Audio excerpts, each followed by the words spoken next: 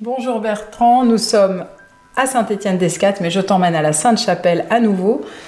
J'étais en train de visiter et mon ami me dit « Mais regarde bien ce vitrail ». Et il était très beau, il est donc dos au...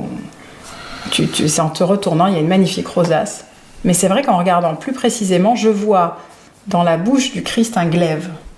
Et il me dit « Rappelle-toi bien de ça, c'est important parce que c'est quelque chose qui est oublié ». Et voilà ce que je lis donc dans un autre de tes livres, « Voyage en haute connaissance ».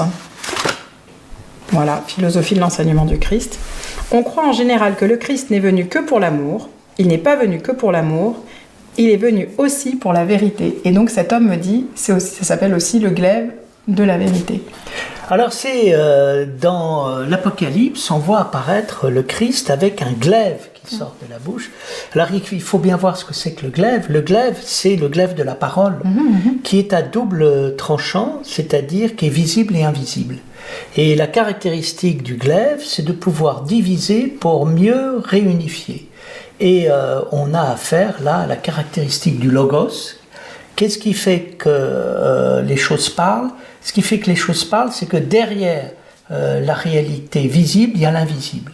Derrière l'invisible, il y a le visible. Il y a toujours quelque chose de derrière, donc c'est ça qui parle. Hein. C'est ça que tout renvoie à quelque chose. Et le Verbe s'est fait chair, l'au-delà qui renvoie à tout, est incarné, se trouve dans l'incarnation, et l'incarnation se trouve dans l'au-delà. Alors, effectivement, il y a quelque chose qui est magnifique, et qui permet de comprendre ce qu'est la vérité. Hein. C'est-à-dire, la vérité nous permet de voir la réalité elle-même. Hein, et c'est véritablement ce qui se passe, c'est-à-dire, quand je dis quelque chose, ça correspond à quelque chose qui est, ça correspond à quelque chose que je suis, ça correspond à quelque chose qui est fondamentalement, indépendamment des choses qui existent, des choses que je suis, il y a des choses qui sont fondamentalement. Et la vérité, c'est que le Christ est venu pour l'être et la manifestation l'être dans sa plénitude. Et quand nous sentons des choses qui sont, immédiatement nous disons c'est vrai. Nous disons c'est vrai non pas parce que ça correspond à un objet, non pas parce que ça nous correspond à nous, mais ça correspond à notre être, ça correspond à ce qui est fondamentalement. Et donc le Christ est venu pour la vérité.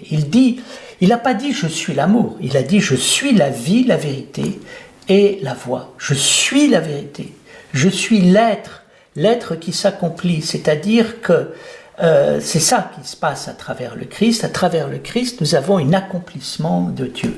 Je trouve que c'était assez bien dit par Benoît XVI. Benoît XVI disait « Qu'est-ce que est venu nous apporter le Christ ? Le Christ est venu nous apporter Dieu. » Alors, et je dirais, il est venu apporter le Dieu vivant, le Dieu qui est pleinement réel. Et donc, il est venu dire « Vous n'avez pas rêvé, vous avez cru que Dieu existe, et non seulement il existe, il est vivant. Et non seulement il est vivant, il est là. Et non seulement il est là, mais il est en vous. » Donc là, on a affaire à des choses très fortes. Et le glaive, c'est ce qui permet de dire ça. C'est-à-dire que tout d'un coup, pour dire ça, il faut vraiment trancher.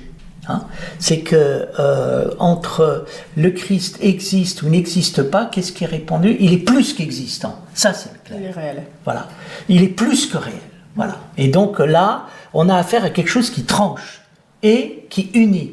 Hein. Parce que ça nous unit avec le feu de la parole, le feu de l'esprit, et ça tranche avec ce qui est tiède, avec ce qui est moyen. Cette intensité. Voilà. Revenons à l'intensité. Voilà, qui nous renvoie au réellement réel, au plus que vivant, au vraiment vrai. Hein. Tu nous dis, les paroles du Christ, je suis la vérité. Il nous dit aussi, je suis la lumière du monde. Un lien entre la vérité et la lumière ? Oui, je pense que la question, c'est qu'est-ce que c'est que la lumière du monde ? C'est derrière le monde, on voit la lumière. Et la lumière, pourquoi ? Parce que le je suis totalement réalisé. Le Christ ne dit pas « je suis » au sens banal du terme, et il ne dit pas narcissiquement « regardez-moi, je suis » et tout. Il dit « je suis » qui est le nom de Dieu. Quand Moïse demande « quel est ton nom ?» il répond « tu leur diras que mon nom est je suis et je suis avec eux ». Donc je suis est la lumière du monde et je suis c'est ce que vit le Christ et quand on vit le je suis, en trouvant la lumière à l'intérieur de nous, on trouve la lumière autour de nous. C'est-à-dire si tu dis je suis, tout va se mettre à vivre, tout va se mettre à exister, et si tout se met à exister, tu vas voir la lumière derrière le monde. Et donc, tu ne désespéreras plus du monde. Et le but est de dire, mais vivez ce monde, vivez cette vie, vous avez des souffrances, vous avez des chagrins, vous avez des déceptions, vous avez des colères, vous avez des désespoirs, mais au-delà de tout ça, il y a cette vie que vous ne soupçonnez pas. Vivez-la, rentrez dedans, et là, allez dans la lumière du « je suis ».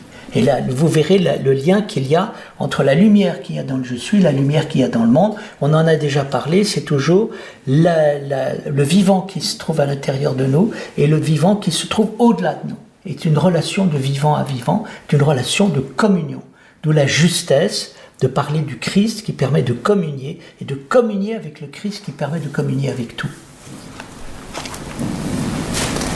C'est vrai, vrai. Voilà. À bientôt sur Je suis né 3 fois.